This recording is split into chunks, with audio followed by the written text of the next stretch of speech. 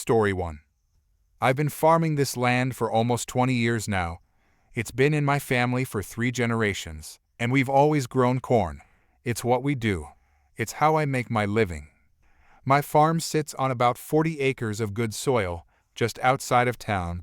I've got neighbors, sure, but most of them are other farmers who understand that this is how we all make our living. Except for one. About 2 years ago, a woman bought the property that borders the eastern edge of my cornfield. It's a nice piece of land with a big house that sits up on a small hill. Perfect view of the sunset, which I guess is why she bought it. She moved in from the city and right away started making changes. Put in a fancy patio, landscaped the whole yard, added one of those outdoor kitchens. All fine by me, her property, her business. We didn't talk much at first. Just a wave now and then when I'd be out on my tractor and she'd be in her yard. I figured we had a decent neighbor relationship, distant but respectful. That all changed last summer when my corn started getting tall. I was out checking the irrigation system one evening when I heard someone calling from the property line. It was her, standing there in workout clothes with her hands on her hips. Her, "Excuse me, you there, farmer?" I walked over, trying to be neighborly. Me, "Evening. Something I can help you with?" Her, "Yes, actually, your corn is getting too high." I looked back at my field. The corn was doing great that year, about 7 feet tall and still growing, just how I wanted it. Me, "Too high. It's supposed to be that tall. That's how corn grows." Her, "Well, it's blocking my sunset view. I paid a lot of money for this property specifically for the western exposure. Your corn is ruining it." I thought she was joking at first, but her face was dead serious. Me, "Ma'am, I'm sorry, but this is a working farm. The corn needs to grow to full height for a good harvest."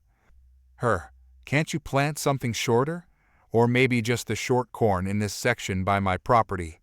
Me, "Short corn? That's not really how farming works. This is my livelihood."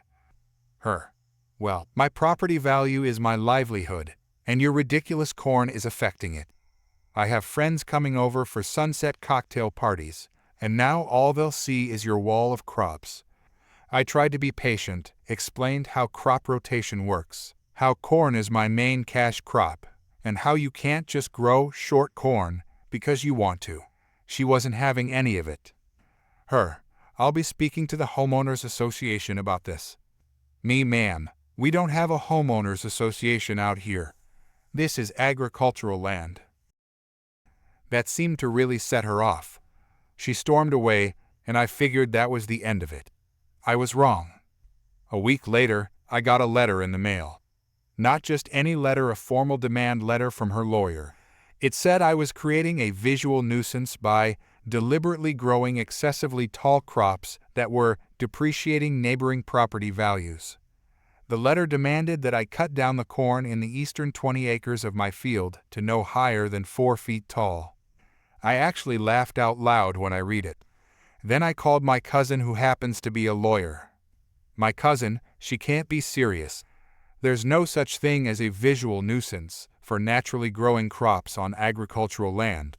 You're zoned for farming. You're literally using the land exactly as it's meant to be used." Me, "So I can just ignore this?" My cousin, "I wouldn't ignore it completely.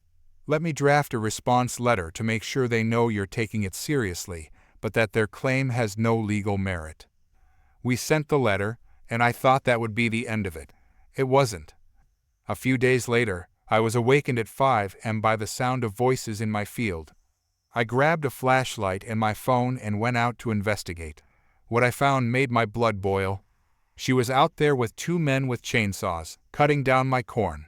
Me, "What the hell do you think you're doing? This is private property. You're destroying my crops." Her, "I gave you a chance to handle this reasonably. You refused. I'm solving the problem myself." Me, "This is illegal. You're trespassing and destroying my property." Her, "It's a public nuisance. I have the right to abate it." Me, "That's not how the law works. Get off my land right now, or I'm calling the sheriff." I already had my phone out and was dialing as I spoke. When she saw that, she signaled to her hired help and they started backing away.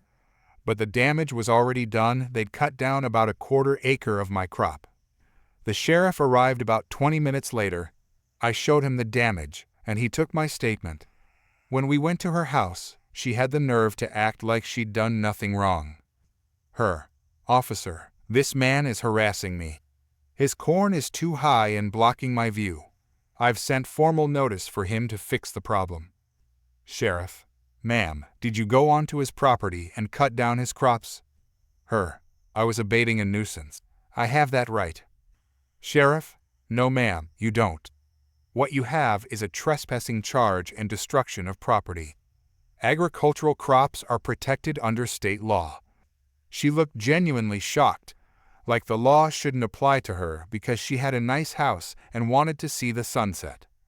The sheriff gave her a citation, but I knew that wouldn't cover the damage to my crops or stop her from trying something else. So I talked to my cousin again, and we filed a lawsuit trespassing, destruction of property, and harassment. The next 3 months were a nightmare of legal papers, threats, and dirty looks across the property line. She countersued, claiming that my abnormally tall corn was a deliberate attempt to harass her and lower her property value. She even had a real estate agent testify that her home was worth 15% less because of the obstructed sunset view. Meanwhile, I had the county agricultural extension agent testify that my corn was normal height for the variety I was growing, and that cutting it shorter would significantly reduce my yield and income. The court date finally came. I was nervous. She had an expensive lawyer from the city who kept throwing around terms like spite fence and right to light and air. But the judge wasn't buying it. Judge, ma'am, this is agricultural land that has been farmed continuously for over 70 years. The plaintiff was growing crops consistent with normal agricultural practice. There is no height restriction on corn in this county. If you wanted guaranteed sunset views, you should have purchased the neighboring property or checked zoning laws before buying. Her lawyer tried to argue that I was growing the corn maliciously tall just to block her view, which almost made me laugh out loud in court, like I had some special fertilizer that would make corn grow to spite someone. Judge, the court finds no evidence that the plaintiff altered his normal farming practices in any way to intentionally harm the defendant's property value. However, there is clear evidence that the defendant trespassed and destroyed crops with an estimated value of $3,200. The judge ruled in my favor on all counts. She had to pay for the damaged crops, my legal fees, and the court issued a permanent injunction preventing her from trespassing on my land or interfering with my farming operations. As we were leaving the courthouse, she caught up to me in the parking lot. This isn't over. I'll appeal. I'll call the Environmental Protection Agency. I'll have your land tested for pesticides. Me. Or you could just plant some trees on your property if you don't want to see my corn. Or maybe sell to someone who appreciates living next to a farm. People like you are what's wrong with this country. No consideration for property values or aesthetics. Me. People like you are why we have to have laws protecting farmers. You moved next to a farm and then got mad that there was farming happening. She stormed off to her fancy SUV. I haven't heard from her directly since then, though I did notice she planted a row of fast-growing poplar trees along our property line this spring. Fine by me, they'll block her view of my corn, and they'll break the wind that sometimes damages my crops. The funny thing is, if she'd just come to me neighborly-like in the first place and asked if there was anything I could do, I might have been willing to plant soybeans in that section of the field every other year. They don't grow as tall as corn. But after all the legal threats and the midnight crop destruction, no chance. So this year I'm growing corn again, the tallest variety I could find. Actually, it's already higher than her new trees. I can see her watching from her patio sometimes, glaring at my thriving crops like they're growing just to spite her. And maybe, just a little bit, this batch is... Story 2. I've been a tattoo artist for about 7 years now. I own a small shop downtown that I built from the ground up. It's not fancy, but it's clean, professional, and has a good reputation. I take my job seriously, both the art part and the business part. That means following all the laws and regulations, which honestly aren't that complicated. Don't tattoo drunk people, keep everything sterile, and definitely don't tattoo minors without proper ID and parental consent forms. Simple enough, right? Well, not for everyone, apparently. It was a Tuesday afternoon, typically a slow day at the shop. I was sketching some designs for an appointment later in the week when the bell above the door jingled. I looked up to see a woman in her 40s with that specific haircut, you just know means trouble, marching in with a teenager trailing behind her. Me, welcome to Ink Dreams. How can I help you today? The woman barely acknowledged my greeting and went straight to the point.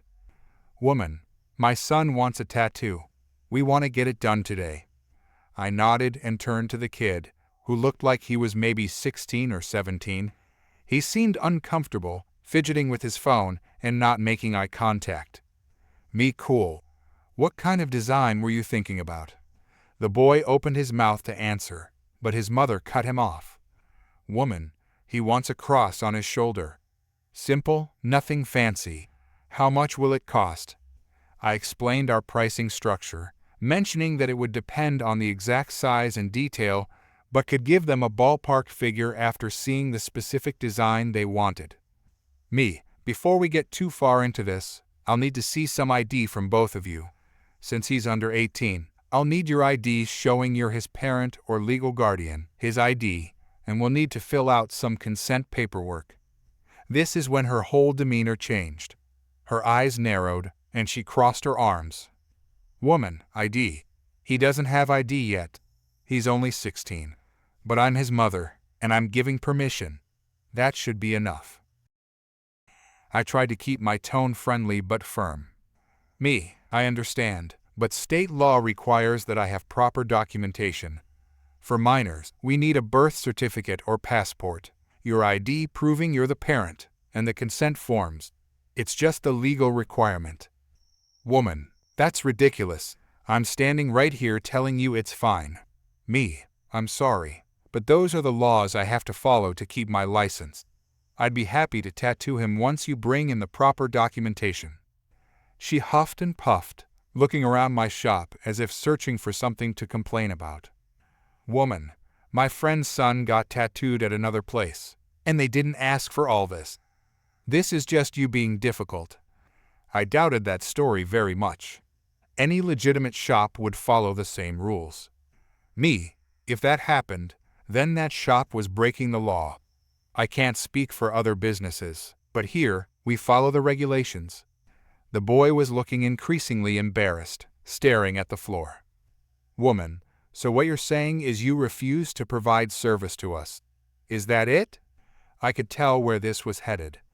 Me, I'm not refusing service permanently. I'm just saying we need the proper documentation first, as required by law. You're welcome to come back with the necessary papers. Woman, this is discrimination. You're discriminating against my son because he's young. I had to hold back a sigh. This wasn't my first rodeo with this type of customer. Me, following age restriction laws isn't discrimination. It's like not selling alcohol to someone under 21. It's simply the law. The woman pulled out her phone. Woman, I'm going to leave a review about how you discriminate against customers. What's your full name? I pointed to my license displayed on the wall, which is required in our state. Me, my information is right there on my license. But again, I'm not discriminating. I'm following legal requirements that apply to everyone equally. Woman, we'll see about that. Come on, son. We're leaving. She stormed out, practically dragging her son behind her. The poor kid gave me an apologetic look as they left. I felt bad for him. It wasn't his fault his mother was acting this way. I figured that would be the end of it, maybe a bad online review that I could respond to professionally. But no, this woman was just getting started. 2 days later, I received an official complaint filed with the local business bureau claiming I had discriminated against her son. She claimed I had refused service for no valid reason and that I had been rude and confrontational. I responded to the complaint with a straightforward explanation of the legal requirements for tattooing minors and stated that I'd be happy to provide service once they returned with the proper documentation. I thought that would be the end of it. It wasn't. A week later, I received notice that the woman had escalated her complaint to the state licensing board, claiming that I was selectively enforcing rules and discriminating. This was now getting serious. These kinds of complaints can jeopardize a business license if not addressed properly. I gathered all the documentation of our interaction. We have security cameras in the shop for everyone's protection, our written policies that are posted clearly in the shop and on our website, and copies of the state laws regarding tattooing minors. During my preparation, I discovered something interesting. The woman had left a review on our Facebook page using her real name. Out of curiosity, I looked her up and found her public profile. There, in all its glory, was a post from just 3 days before she came to my shop. So proud of my baby turning 16 today. Can't believe how fast they grow up. So not only was her son definitely underage, but she had publicly documented it. I added a screenshot of this to my response file. When the hearing with the licensing board came around, I was nervous but prepared. I presented my evidence calmly and professionally. I explained that I was simply following the law, showed the video of our interaction, which clearly demonstrated that I had been polite and professional while she had been aggressive, and presented the screenshot showing her son had just turned 16. The licensing board dismissed her complaint immediately, but that wasn't the end of it. One of the board members, a former social worker, was concerned about a parent so determined to circumvent age restriction laws that she would file false complaints. She asked if I would mind if they forwarded this information to Child Protective Services for review. I hesitated. I didn't want to cause trouble for the kid, who seemed like he was just caught in the middle of his mother's entitlement. But ultimately, I agreed. If she was willing to break this law so aggressively, what other situations might she be putting her son in? A month later, I received a call from a CPS caseworker. They couldn't share specifics due to confidentiality, but they wanted to thank me for the report. Apparently, this wasn't the first time this woman had tried to override age-appropriate restrictions for her son or file complaints when she didn't get her way. She was now under investigation and would be required to take parenting classes. I later heard through the grapevine our town isn't that big that the boy had been caught with alcohol at a party a few weeks after our encounter. When questioned, he revealed that his mother regularly bought it for him and his friends because they were going to drink anyway, so might as well do it at home. The irony wasn't lost on me. This woman tried to get me in trouble for following laws designed to protect minors, while she was actively breaking other laws that put her son at risk. About 6 months later, the bell above my shop door jingled, and I looked up to see the same teenage boy, now with a man I assumed was his father. "Boy, hi, remember me?" "Me. Yeah, I do. How are you doing?" "Boy, better. This is my dad. We have all the paperwork this time." His father extended his hand. "Father, I want to apologize for what happened before. His mother and I are separated, and I just found out about all this. Thank you for standing your ground and doing the right thing." They had brought all the proper documentation. The boy was still 16, but now had proper ID, his birth certificate, and his father, who had legal custody, was there to provide consent. I did give him his tattoo that day, a small cross on his shoulder, just like he had wanted. As I worked, he told me that his mom had lost custody after the CPS investigation revealed multiple instances of her supplying alcohol to minors and other concerning behaviors. When I finished the tattoo, his father paid and added a generous tip. "Father, thanks for being one of the adults who actually acted like an adult.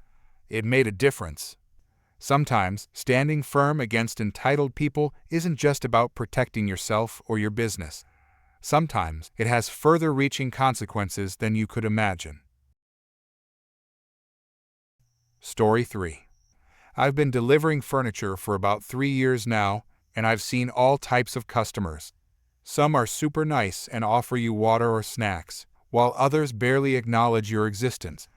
But nothing could have prepared me for what happened last Thursday.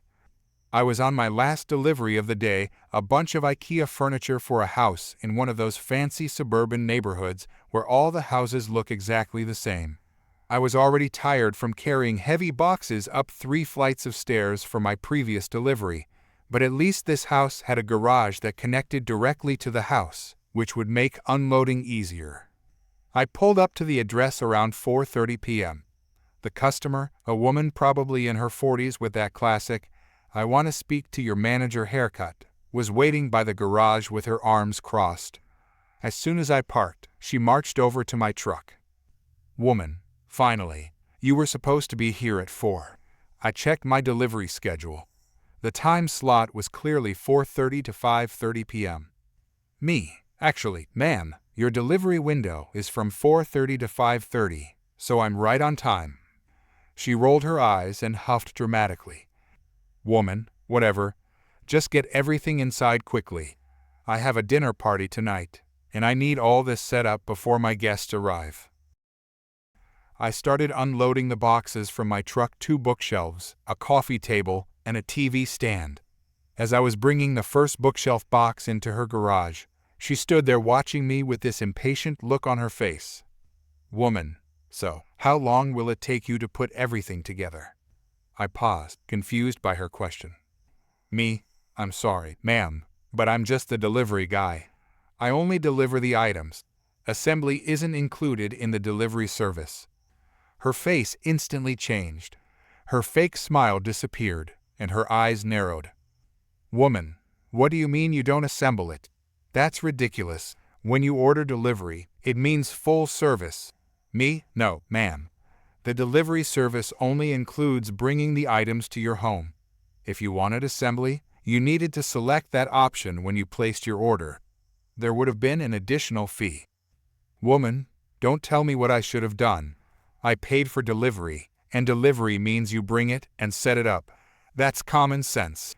By this point, I had brought in all 4 boxes and placed them where she initially directed me. I pulled out my tablet for her to sign the delivery confirmation. Me, "All your items have been delivered. Could you please sign here to confirm you received everything?" She crossed her arms and refused to take the tablet. "Woman, I'm not signing anything until you assemble my furniture. That's your job." I took a deep breath, trying to stay professional. This wasn't the first time a customer had tried to get free assembly, but most usually gave up after I explained the policy. Me, "I understand you're disappointed, but assembly truly isn't included in the standard delivery. It says so clearly on the website and on your order confirmation. I'd be happy to provide you with the customer service number if you'd like to discuss this further with them." Woman, "I don't need to call anyone. You're already here, and you're not leaving until this furniture is assembled. How complicated can it be? It's just IKEA stuff." Me, "I'm sorry, but I have other deliveries scheduled after yours. I really need to get going. If you refuse to sign, I'll have to note that you declined to confirm delivery." I turned to leave, but as I walked toward the garage door that led outside, I heard a mechanical whirring sound. To my shock, the garage door was closing. She had pressed the button on the wall remote to trap me inside. "Woman, there. Now you can't leave until you do your job properly." My heart started racing. Was this lady for real? Me, "Ma'am, you can't do this. You need to open the door right now." Woman, "Oh, I will, as soon as my furniture is assembled." She had this smug look on her face like she had just come up with the most brilliant plan ever. I couldn't believe this was happening. Me, "This is illegal. You can't hold someone against their will. It's called unlawful detainment, and it's a serious offense." Woman, "Don't be so dramatic. I'm just making sure I get the service I paid for." She walked to the door that connected the garage to the house. Woman, "I'll be inside. Let me know when you're done." Before closing the door behind her, she tossed 4 assembly instruction booklets on the floor. I stood there in disbelief for a moment. The garage had no windows, and the only exits were the main garage door, which she had closed with the electronic control. and the door to her house, which she had just locked from the inside. I was literally trapped. I took out my phone, relieved to see I had signal. I debated what to do. Should I call my manager? Try reasoning with this crazy woman again? As I was weighing my options, I decided this had gone beyond a customer service issue. This was literally false imprisonment. I called the police. 911 operator. 911. What's your emergency? Me, hi. This is going to sound strange, but I'm a delivery driver, and a customer has locked me in her garage because I refused to assemble her furniture.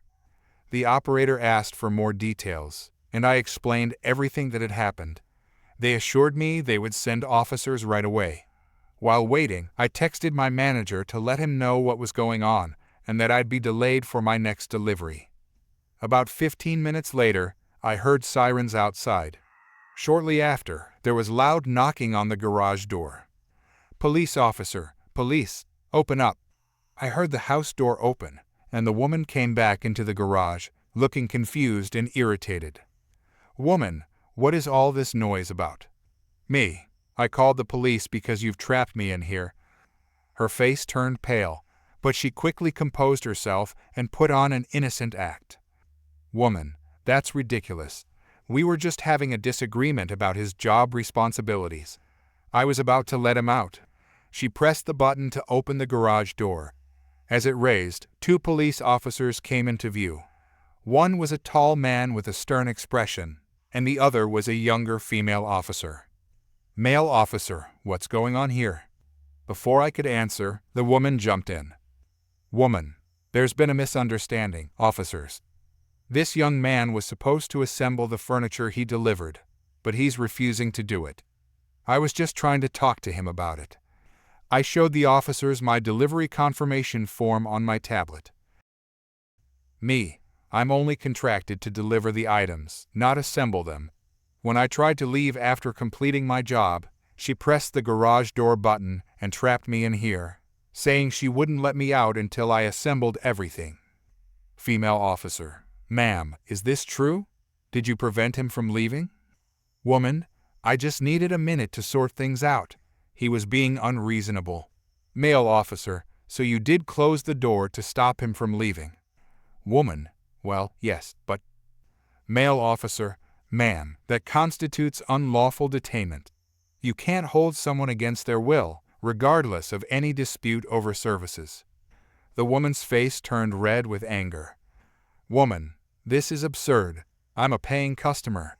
He should do his job properly." Female officer: "Assembly is not part of his job description, ma'am.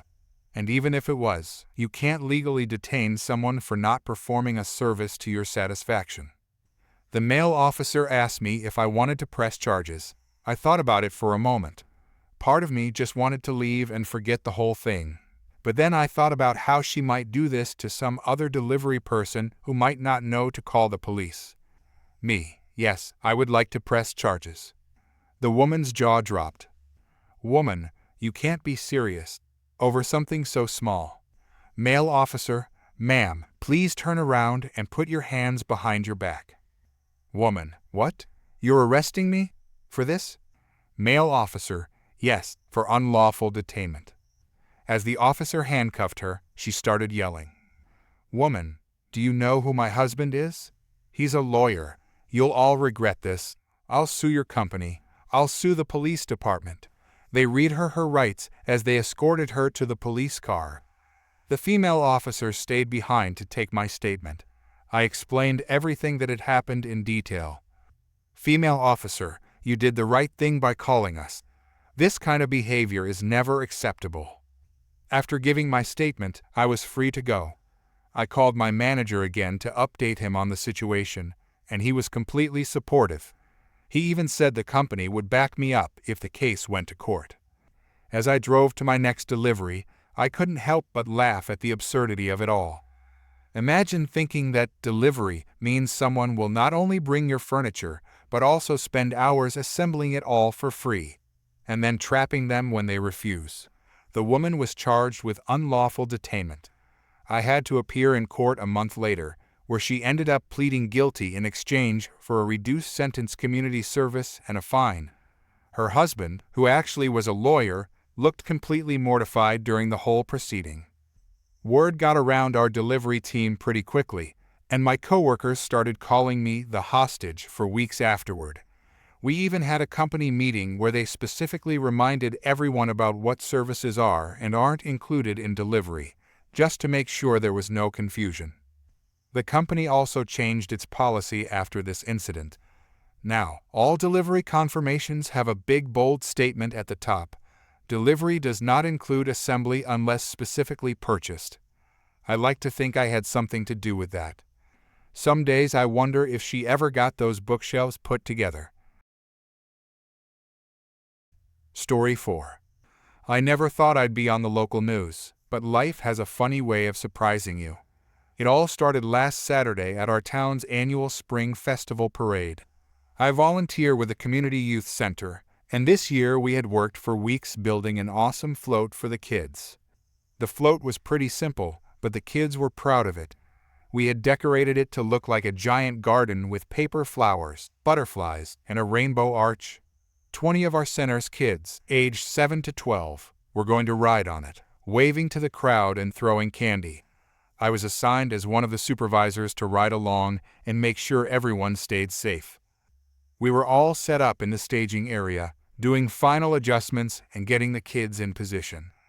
I was helping little Tommy with his safety harness when I heard raised voices behind me. Me, just 1 second, Tommy. Let me make sure this is secure. Tommy, someone is yelling, Mr. Alex. I turned around to see a woman, probably in her 40s, with highlighted blonde hair styled in that specific, I want to speak to your manager haircut. She was wearing oversized sunglasses and had somehow gotten past the parade volunteers at the entrance to the staging area. She was arguing with Maria, our center director, and pointing at our float. Maria, ma'am, I've already explained. This float is only for the children from our youth center. We don't have room or insurance coverage for additional riders. The woman, do you know who I am? I'm Cynthia Walters. My husband is on the town council. Maria, I understand, Mrs. Walters, but the rules apply to everyone. You're welcome to walk alongside the parade route like the other council families. The woman, this is ridiculous. I've donated money to your little center. The least you could do is let me ride on the float. Those kids get everything handed to them. I couldn't believe what I was hearing. The kids from our center mostly came from struggling families. Many of them had parents working multiple jobs just to make ends meet. These children weren't handed anything. Maria gave me a desperate look, so I stepped in. Me, is there a problem here? The woman, yes, your director here is being extremely rude and ungrateful. I simply want to ride on the float, and she's acting like I'm asking for the moon. Me, I'm sorry, but Maria is right. This float is only for the children. It's their day to shine, and we're already at capacity. The woman, at capacity. Please, you could fit 10 more people on there. You're just being difficult. By this point, several of the children had stopped what they were doing and were watching the argument with wide eyes. This woman was ruining their excitement. Me, Mrs. Walters, the parade is starting in 15 minutes. We need to finish getting the children ready.